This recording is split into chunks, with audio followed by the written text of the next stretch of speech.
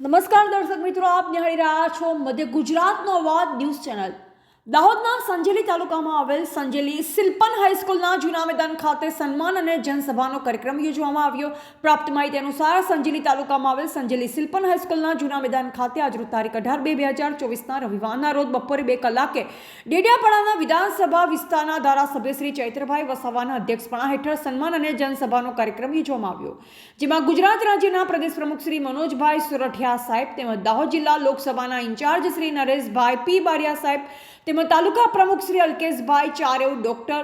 જિગ્નેશાબેન પારગી, તરોલતાબેન હઠીલા, કપિલાબેન બારિયા તેમજ તાલુકાના હોદ્દેદારો, જિલ્લાના વિવિધ હોદ્દા ધરાવતા કાર્યકર્તા, દાહોદ જિલ્લાના તમામ તાલુકા આમ આદમી પાર્ટીના કાર્યકરો તેમજ સંજેલી વિસ્તારના ગ્રામજનો, યુવાઓ, આગેવાનો, ભાઈઓ બહેનો, વડીલો તેમજ જનપ્રતિનિધિઓ અને બંદોબસ્તમાં પોલીસ સ્ટાફ તેમજ મીડિયાના પત્રકાર મિત્રો ઉપસ્થિત રહ્યા। સન્માન તેમજ જનસભામાં લોકલાડીલા મસીહા એવા નેતા શ્રી ચૈતરભાઈ વસાવાને સંજેલી જનસભા કાર્યક્રમ સ્થળે આદિવાસી ઢોલ શરણાઈ વાજિંત્રો સાથે હર્ષોલ્લાસ સાથે સોએ દેખા દેખો કોન આયા આદિવાસી શેરાયાના નારા સાથે આવકારવામાં આવ્યા અને લોકસભાના ઇન્ચાર્જ શ્રી નરેશભાઈ પી બારિયા સાહેબે તેમજ અન્ય કાર્યકરોએ ફુલહારથી સ્વાગત કરવામાં આવ્યું તેમજ આદિવાસી હથિયારો સાથે સ્વાગત કરવામાં આવ્યું તેમજ દાહોદ જિલ્લાના વિવિધ હોદ્દેદાર ધરાવતા કાર્યકર્તાઓ દ્વારા ફુલહારથી સ્વાગત કરવામાં આવ્યું। ગુજરાત પ્રદેશના મહામંત્રી શ્રી મનોજભાઈ સુરઠિયાએ જનસભાને સંબોધતા જણાવ્યું હતું કે હાલની સરકારમાં થતા ભ્રષ્ટાચાર, નલ સે જલ યોજનાના ભ્રષ્ટાચાર, શાળામાં શિક્ષકોની ઘટના કારણે કથળતું શિક્ષણ, નોટબંધીની અસર, સરકારી નોકરી માટે ભ્રષ્ટાચાર, નકલી કચેરીઓનો ભ્રષ્ટાચાર આમ વિગતવાર માહિતી આપવામાં આવી તેમજ લોકસભા ઇન્ચાર્જ શ્રી નરેશભાઈ પી બારિયા સાહેબે આવાસો માટે અંદાજે 3.5 લાખ જેવા સરકારે આપવા જોઈએ તેમજ પોલીસે વાટે ઘાટે વાહનોના પૈસા ઉઘરાવવાનું જોવા મળે છે તે ગરીબો માટે યોગ્ય નથી તેમજ કચેરીમાં થતા ભ્રષ્ટાચારથી માહિતગાર કરવામાં આવ્યા। આદિવાસી નેતા મસીહાવા શ્રી ચૈતરભાઈ વસાવા સાહેબે સન્માન તેમજ વિશાળ જનમેદની ઉમટી જોઈ સૌને આનંદની લાગણી અનુભવી સૌનો આભાર વ્યક્ત કર્યો અને આવનાર લોકસભાની ચૂંટણી માટે આમ આદમી પાર્ટીના ઉમેદવારને જંગી બહુમતીથી વિજય બનાવવા સૌ મતદારોને અનુરોધ કરાયો તેમજ દાહોદ જિલ્લા લોકસભા ઉમેદવાર માટે જીતાડવા અને આદિવાસી મસીહા નેતા શ્રી ચૈતરભાઈ વસાવાએ દાહોદ જિલ્લા ઉમેદવારને જીતાડવા સાહસકર આપવા બાહેધરી આપવામાં આવી છે। સૌ આદિવાસી નેતા મસીહા એવા ચૈતરભાઈ વસાવાના આગમન અને તેમના પ્રવચનથી લોક આનંદ ઉલ્લાસ સાથે વાતાવરણ ગુંજી ઉઠ્યું હતું। રિપોર્ટર અંબારામ કે ખાંટ સાથે કેમેરામેન કપિલ બારિયા।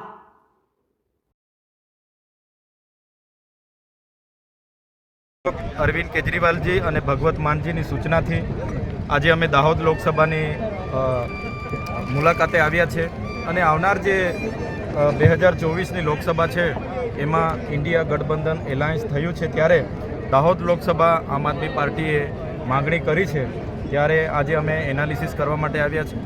દાહોદ લોકસભામાંથી 3 જેટલા ઉમેદવારો અમારા નામો અમારી પર આવ્યા છે અને આવનાર લોકસભા લડવા એમની ઈચ્છા પણ છે ત્યારે ચોક્કસપણે દાહોદ લોકસભામાં જે રીતે અમને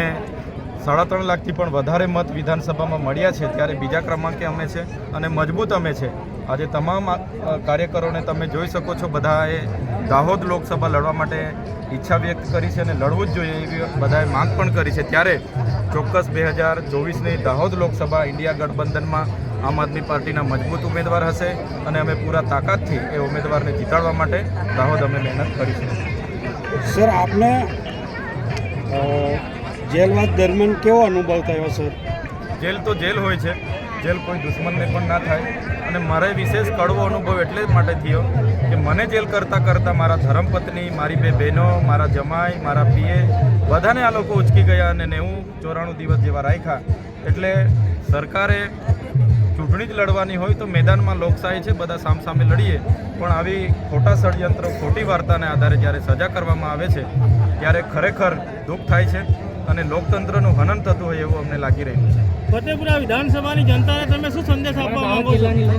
અમે દાહોદ લોકસભાની જનતાને કહેવા માંગીએ છીએ ટૂંક જ સમયમાં ઇન્ડિયા એલાયન્સમાંથી આમ આદમી પાર્ટીના ઉમેદવારનું જાહેરાત આવી જશે, નામ જાહેર થઈ જશે એટલે તમામ દાહોદના લોકો છેલ્લા 28 વર્ષથી ભાજપની શાસન છે, છેલ્લા 10 વર્ષથી કેન્દ્રમાં એમનું શાસન છે, છતાંય આપણા લોકો સાથે અન્યાય થાય છે ત્યારે આ વખતે આમ આદમી પાર્ટીના સાંસદને આપણે ચૂંટીને સંસદ ભવનમાં મોકલી અને આપણા પ્રશ્નો ત્યાં રજૂઆત કરે, અવાજ બને એ પ્રયત્નો બધા કરજો એવી દાહોદની જનતાને હું વિનંતી કરું છું। સર, આપની ભરૂચ લોકસભામાં કેવી તૈયારી ભરૂચ લોકસભામાં મારું નામ છેલ્લા 1 મહિનાથી અમારા રાષ્ટ્રીય અધ્યક્ષે જાહેર કર્યું છે ત્યારે અમે ત્યાં મહેનત કરી રહ્યા છે. અમને અમારી ટીમ ભરૂચ લોકસભાની જનતા પર પૂરો ભરોસો છે કે આ વખતે એ લોકો અમારા પર વિશ્વાસ મૂકશે અને અમે ભરૂચ લોકસભા જીતીશું. દાહોદ વિધાનસભાના સંભવિત ઉમેદવાર કોણ છે? દાહોદ લોકસભામાંથી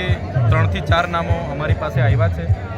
અમે એ નામો પાર્ટીમાં હાઈકમાન્ડમાં મોકલીશું. પાર્ટી સર્વે કરાવશે અને બાદમાં એ 4માંથી એક ઉમેદવાર અમારા નક્કી થશે. Thank you sir.